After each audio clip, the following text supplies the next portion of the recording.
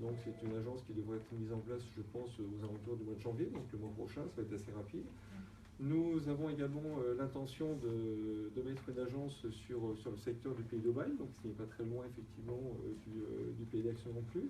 Une agence à nouveau sur une partie très rurale, sur laquelle je dirais il y a un besoin de présence physique également. On se rend compte que le secteur rural a besoin de cette présence et de cette proximité. Donc après nos agences de Château-Renard et d'Arles, nous mettons une agence sur Saint-Rémy-de-Provence. Et nous allons également, puisque la ville de Marseille est une très grande métropole, et puis 120 000 habitants, ça représente 50% de la population, je dirais, des Bouches-du-Rhône. Et donc nous allons mettre une troisième agence également à horizon le début du deuxième semestre 2017 sur Marseille-Est, afin d'avoir une meilleure couverture également du territoire des Bouches-du-Rhône, puisque la ville de Marseille est une ville particulière qui est excessivement étendue en termes de kilomètres. Et une nouvelle fois, eh bien, ce n'est pas que dans les secteurs urbains, semi-urbains ou ruraux que la proximité est nécessaire, mais également sur vraiment les secteurs pleinement urbains. Et c'est la raison pour laquelle donc, nous allons développer cette activité. Donc, comme l'indiquait Alexandra il y a quelques instants, eh bien, c'est effectivement donc, en cette année 2016, nous avons le plaisir de fêter nos 10 années d'existence. Donc, c'est superbe. Et ces 10 années d'existence, qu'est-ce qu'elles représentent? Elle représente également la confiance que nos clients nous accordent, puisque sans la confiance de nos clients, bien, nous n'existerions pas. Et si nous avons également la confiance de nos clients, c'est parce que, je dirais, nous avons également une politique au niveau ressources humaines, je dirais, qui, je pense, est assez exemplaire dans le cadre de la montée des compétences des personnes.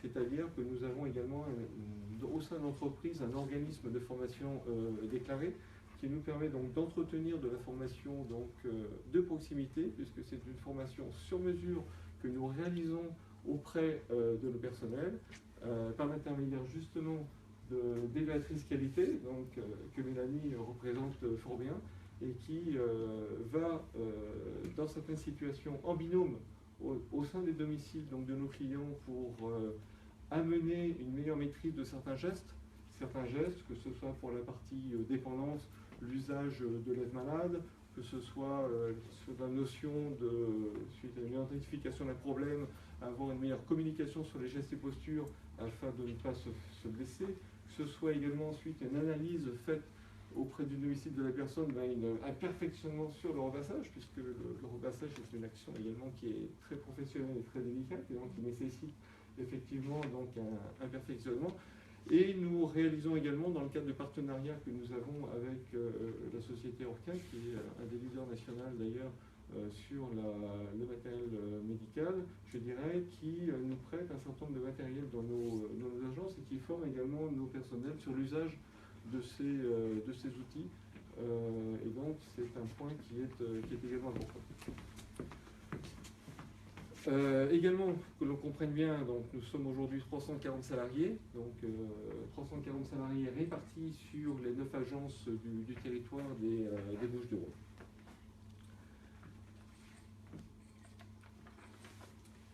Donc l'entreprise, ce qui est important également de bien maîtriser, c'est qu'elle a des valeurs. Ces valeurs, c'est nous sommes une entreprise solidaire, donc la notion d'entreprise solidaire également, elle doit se caractériser également par un logo, on va dire, de la part de l'État, puisque l'État a déterminé ce qu'était une entreprise solidaire.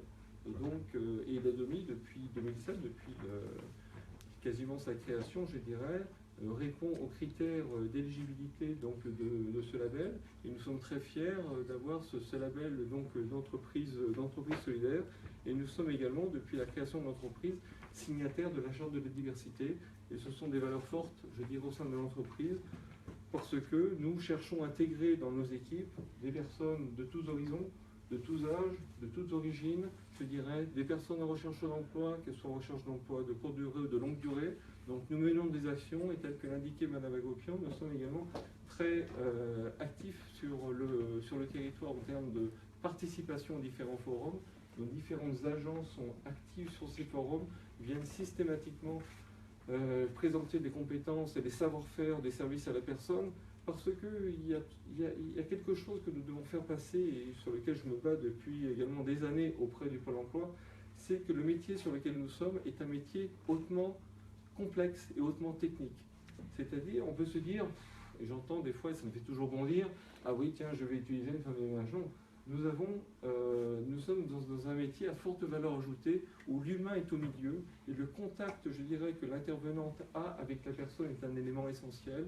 Et ce contact, il se construit. Nous travaillons sur le savoir-être de nos salariés pour améliorer cette manière d'être et travaillons également sur le savoir-faire puisque nous ne réalisons pas, une personne ne va pas réaliser l'entretien de son domicile comme elle va réaliser l'entretien de domicile, je dirais, chez un autre.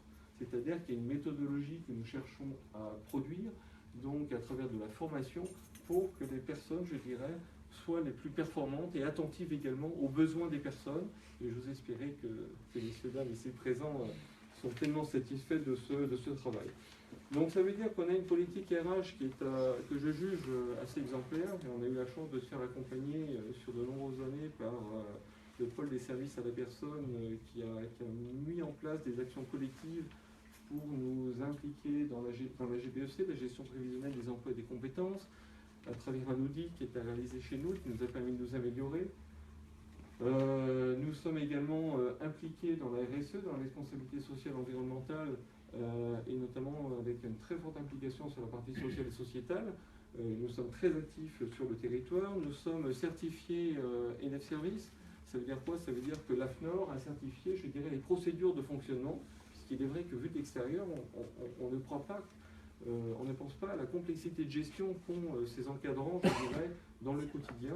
En réalité, nous avons tout un ensemble de procédures, de modes opératoires qui guident nos actions tous les jours, des formulaires, tout un ensemble de documents qui décrivent ce que nous faisons et selon des règles, selon des normes que nous avons décidé donc d'utiliser, et les auditeurs ils viennent vérifier que ce que nous avons écrit est bien effectué, et je dois reconnaître que nous avons des résultats, je dirais, assez remarquables, puisque nous en sommes depuis 2011, nous sommes certifiés NF Service, donc ça fait 5 ans, c'est le 6e audit en début 2017 que nous allons avoir.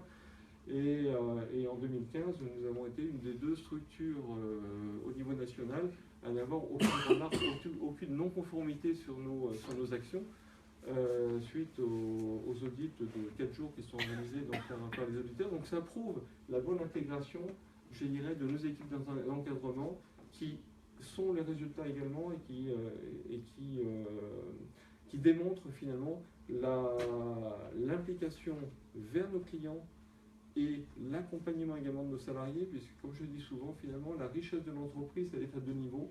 Il y a 2 catégories, je dirais, de personnes que je classe au même niveau, c'est nos clients et nos salariés. Nos salariés, je dirais, sans nos clients n'existent pas, et nos clients sans nos salariés n'existent pas non plus.